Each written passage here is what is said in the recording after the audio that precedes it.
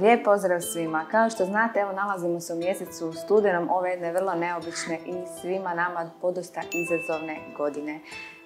Sve što se dogodilo, dosta djelatnosti dotaklo, potaklo neke nove ideje, neke nove aktivnosti, puno toga se promijenilo, a svakako se pod cijelim tim okriljem situacije koja se događa našli event organizatori i njihovi timovi. Jedan od evenata, to nije event, to je jedna prava bajka, jedna prava čarolija koju Rijeka obožava, je Advent na Gradini. Naravno, priveli smo glavnog i odgovornog da saznamo hoće li biti adventa i u kojem obliku. Tako da je danas sa mnom Vedran Babić.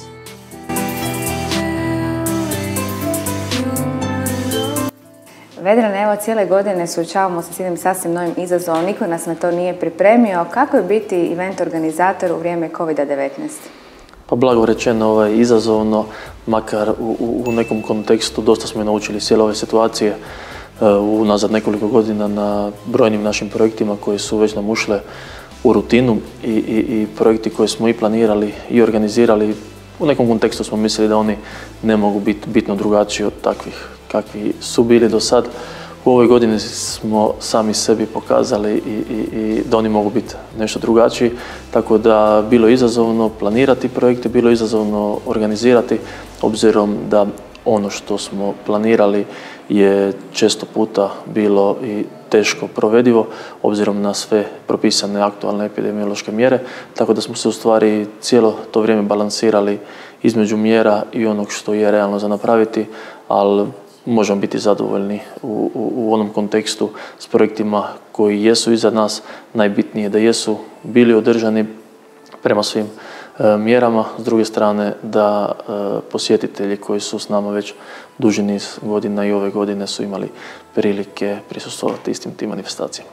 Kad ti pričaš, evo sve djeluje dosta smireno, evo sve pod kontrolom, no je li bilo nekih situacija koji su tebi izazvali neki blagi stres, ipak doista to je jedna velika odgovornost odraditi sve prema mjerama da su svi sigurni i zaštićeni?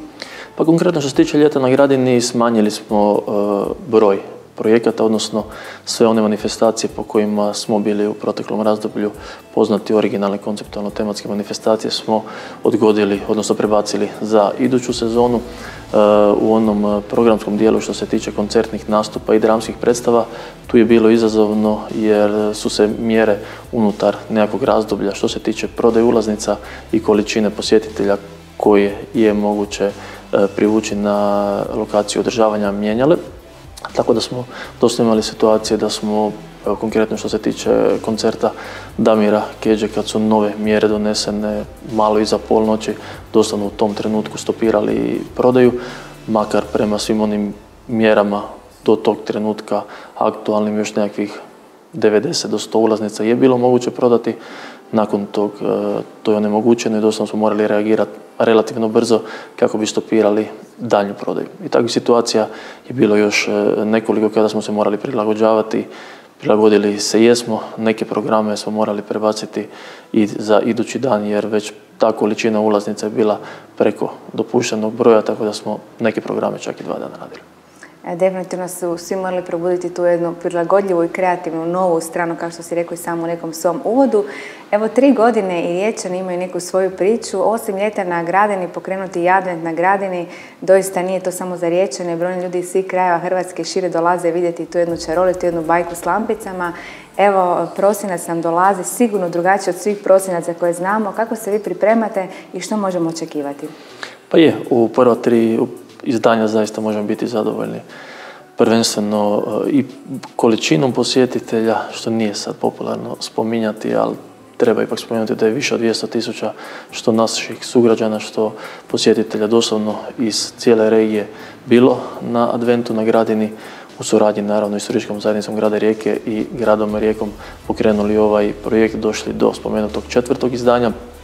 4. izdanja koji će doduše ipak biti malo korigirano u odnosu na onaj naš rast u prijašnjim godinama, tako da planiramo organizirati prema svim aktualnim epidemiološkim mjerama naravno. Ono što je glavna razlika je što ove godine ćemo se fokusirati isključivo na prostor Tersatske Gradine. Prostor parka neće biti u funkciji Adventa ove godine zbog nemogućnosti regulacije točnog broja posjetitelja, obzirom da je nekoliko ulaza koje u isti taj ni Žanov park vode, tako da ćemo se fokusirati na Tersarsku gradinu na koju ćemo postaviti ipak nešto malo više lampica nego protekle godine i sukladno naravno svim mjerama. Često to ponavljam, ali zaista nam je i nama, vjerujem, i brojnim drugim organizatorima ipak zdravlje i naših sugrađana i svih onih ljudi koji su vezani za organizaciju pojedinog projekta ipak na prvom mjestu. Neće biti toliko veselja, neće biti toliko euforije, toliko druženja, ali ja vjerujem da će nam svima biti potreban taj jedan trenutak kad upijemo tu ljepotu te lokacije i napunimo baterije, tako da vjerujem da ste vi zadovoljni, da ćete ipak to minimalno, a ipak srcu puno moći priuštiti. Ma da, jer zaista znamo koje vrijeme je iza nas, u kojem vremenu se nalazimo i da u nekakvoj budućnosti naravno svi očekujemo prestanak cijele ove situacije i da takvi trenuci su nam bitni.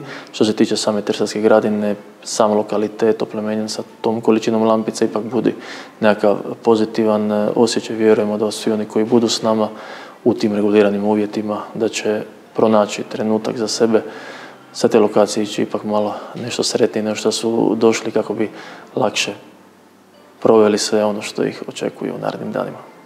Evo, hvala lijepo na ugodnom razgovoru. Evo, tebi i cijelom timu želimo puno sreće u pripremama i naravno da taj trenutak bude čim ljepši, da nam u srcima čim duže traje. Hvala lijepo, Marija, bilo je ugodno razgovarati i vidimo se na Tersarskoj gradini. Vidimo se. Evo, kao što je Vedran rekao, vidimo se na Tersarskoj gradini. Imamo u prosincu, želimo puno tih nekih možda manje osebujnih trenutaka, ali lijepih trenutaka da napunite srce, evo da svi skupa u novu godinu krenemo mirne duše, evo ispuno neke nade i pozitivne energije, da nam čim prije ova situacija završi, da uživamo u programima kako smo navikli.